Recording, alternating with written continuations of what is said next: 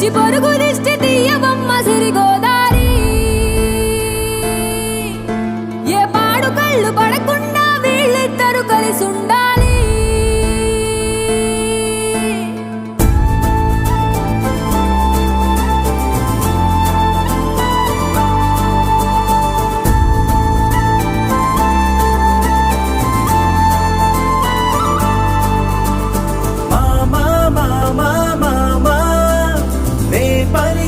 తొలి పదమా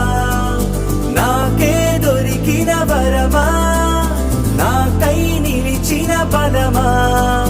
నీ కారి అడుగుల్లో ఉంది నా గుడి నీ నోటి పలుకుల్లో ఉంది నా బడి పుడుతూనే నీ ఒడిలో పాపనై పడి నీ పేరై మోగింది